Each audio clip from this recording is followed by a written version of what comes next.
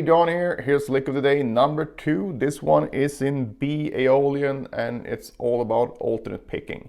So I'm just going to play it through slowly once and then break it down.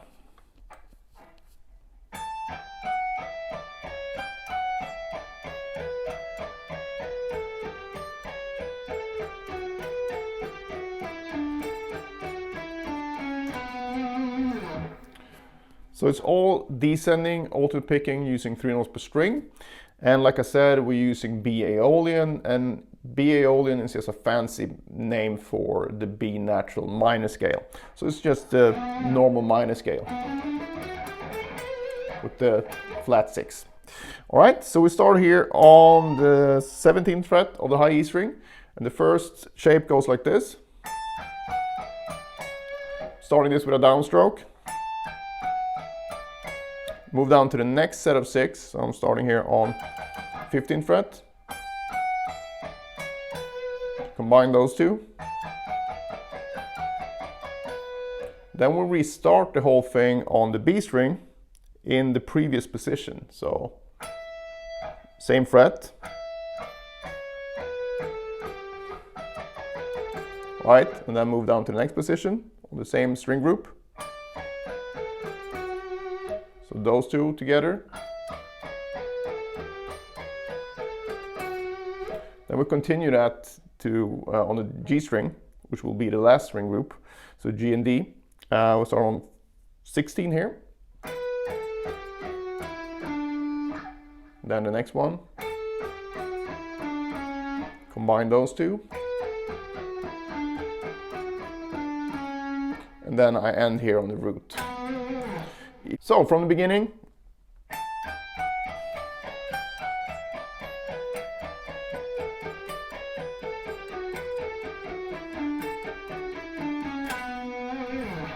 Now, if you wanted to, as a longer practicing thing, you could continue the whole thing down the whole shape. So I would go like before. Now, instead of moving to the 9th fret and stopping, I go back to the previous position.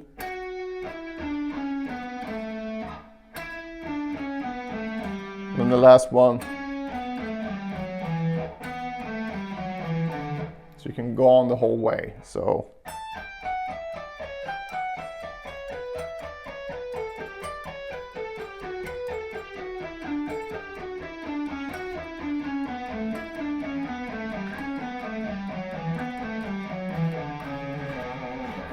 And a great idea for you to practice this would be to learn the initial lick, but then as a way to getting better at it, instead of repeating it over and over again, which I said in the previous video, it's not a great idea. So you can just go through the whole scale like this. So we did this position now, so maybe we start from here, the 15th fret, and then we do the same thing. So. Right, so that would be the first string set, and then we'll restart here.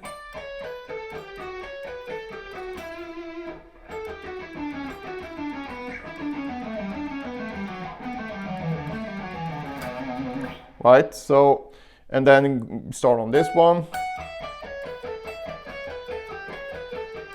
and so on. So if you do that, you will basically have 7 starting points, 7 unique starting points. And why 7? Well, the B Aeolian has 7 notes. So we start on the flat 7 here, and then the one I just showed you start on the flat 6, and then you can start on the 5th, start on the 4th, flat 3, 2nd, root, and then you're back 1 octave below here. And obviously you should also build it up this way. So on this guitar, 22 frets, I can start here, just did. I can also start here. And then I can start here, and even up here. It's quite annoying to play up here with a block and everything, but it's good to do anyway, I found, because if nothing else, it will feel way easier to play it down here. So that's one of the things you can do when you practice this. Another thing that's really helpful, if you feel like, well, just have trouble with the mechanics here. It's quite annoying to have to think about all the scale shapes now initially. Then you can just go through the same thing, but using more mechanical type finger patterns. What I mean by that is that you can, for 3 notes per string, you basically can use 1, 2, 3, or 1, 2, 4, or 1, 3, 4, or 2, 3, 4. So you could work on it like this instead. So if I do 1, 2, 3, for example, and let's just start here on the 12th fret. So we're gonna play, these are the positions. So we're basically 14, 13, 12. And since the lick is descending, I want to do that as well. So, right, and then instead of moving down a whole step, I just move down a half step. So I go. So my right hand will be doing exactly the same things. It's only the left hand that's simplified. So, and then you just do that on each string group. So you go.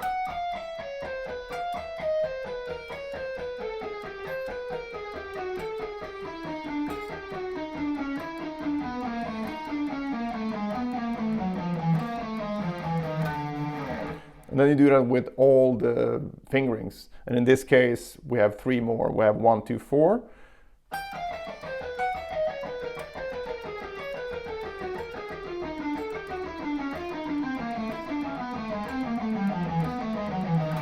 One, 3, 4.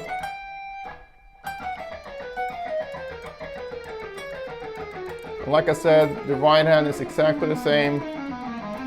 We only simplified the left hand. And then finally 2, 3, 4.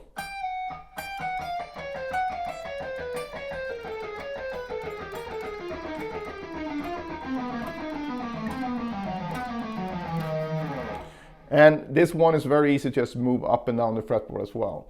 So as you can see here, if you combine this mechanical practice and then the scale practice as well, so applying the sequence to the different scale positions, as well as working on the lick itself, you have a lot of material to work through. And that's really helpful when you want to really get down to it and nail something. So then that can be a practice schedule. If you really want to get this down, you go through all the mechanical patterns up and down, and then you go through all the scalar patterns up and down, and then you take the actual lick as well. And you can do that up and down as well by simply moving the entire thing of the actual initial picking lick here, and then moving that to different keys basically. So if I move it down a half step,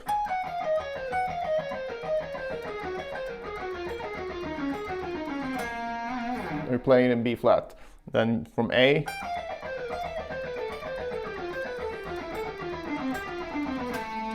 and so on. So as you can see here, one of my favorite ways of practicing, and this has really helped my technique and my students as well. So if you try it, I'm pretty sure it will help you as well. But I prefer doing that instead of just sitting there playing one lick over and over again, because it gets really boring, and also it's hard to keep up the concentration you need to be able to make sure that you're doing it correctly. And also it's very easy to get tempted to try to play it way faster than you can do it, and then you actually might end up hurting your technique if you sit there and play things sloppily. So if any of this stuff seems confusing, or if you're wondering why I'm doing what I'm doing, just ask below and I'll help you out as soon as possible. Right, so that's it for this one. If you have any questions, like I said before, just post them below. Otherwise, see you in the next lesson.